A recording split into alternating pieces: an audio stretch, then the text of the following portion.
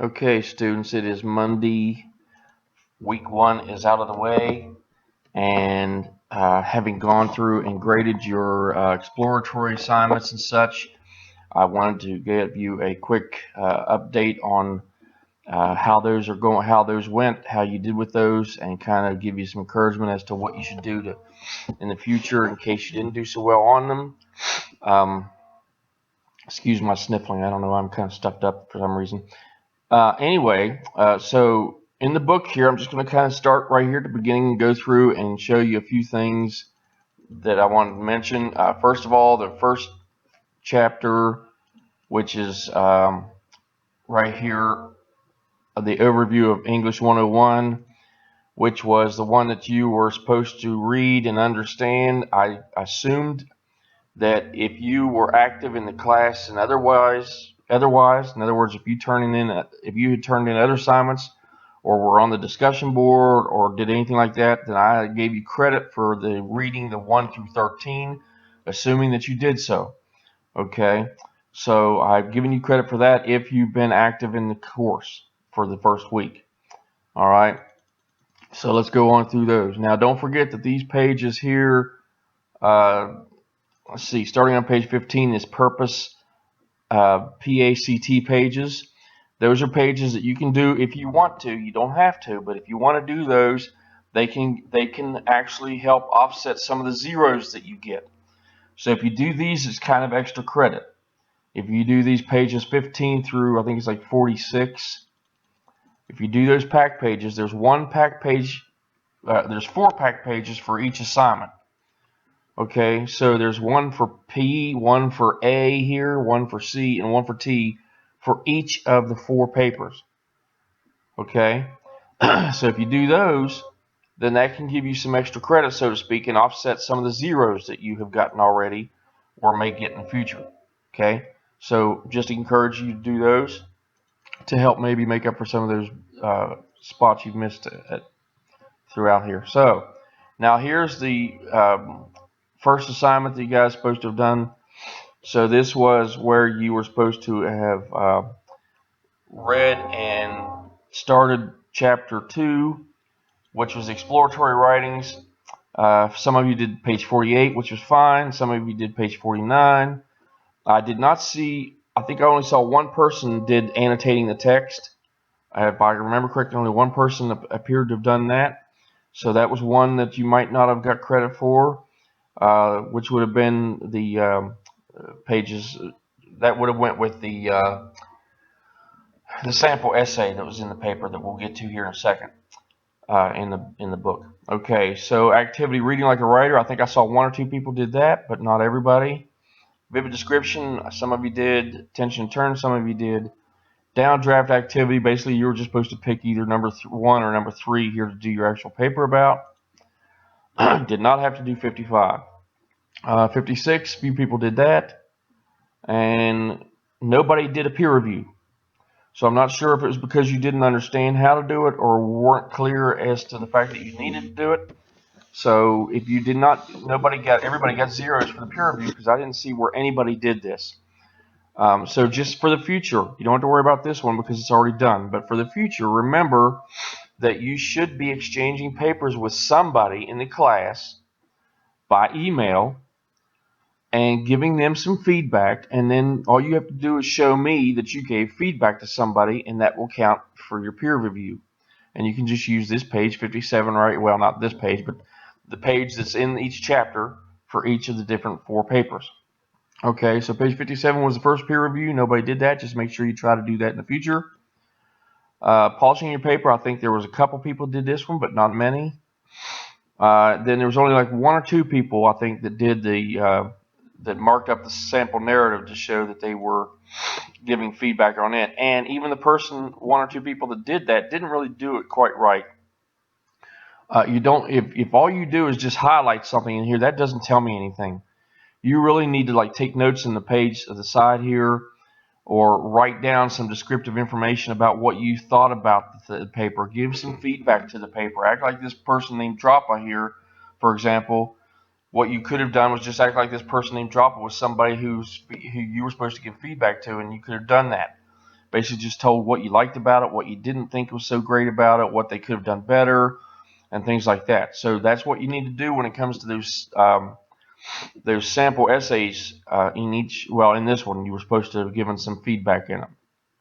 In the future, what you'll do is you'll just simply read those sample essays, and you'll give me a little bit of feedback about them to show me that you've read them. Okay, so in the future, you will need to do something like this again, but maybe not as extensive as this assignment should have been. Okay, so in the future, just remember that when you do a sample essay, and in some cases, the sample essay might be actually, in most cases, there may be a sample essay in the book, and then there may also be 1 or 2 sample essays on eCampus as well. So you can typically pick whichever one you want to do, and then just write a little bit about it, what you like, what you don't like, what you think needs work, blah, blah, blah. Okay, so just give some feedback on those when the time comes, and that'll cover that part for you. And this, of course, was several pages long, so we'll get through here. Now, let me go back, because I have not given you feedback yet on your actual narrative essays. I've not done those yet. I just did everything else. And I'm going to look at the sample narrative essays, or the actual narrative essays you did a little later. So one thing that I did notice, though, right away, just in looking over some of them, is that it seemed like a lot of you did not do much in the way of extra genres. You just wrote some stuff down. You just wrote an essay, basically. But you did not really try to incorporate the extra genres. So if that's you, if you did not, then you're going to want to go back and try to tweak that later on. I'll give you feedback on it when I give you your paper back.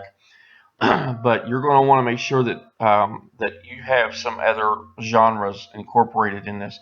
And remember, genres would be any other type of writing besides just an essay. Journaling, diary, email, letters to somebody, pictures, charts, quotes, anything that's not just typical essay writing would be okay, right? Like, for example, on this guy, he had a poem in here, this panspermia poem down here.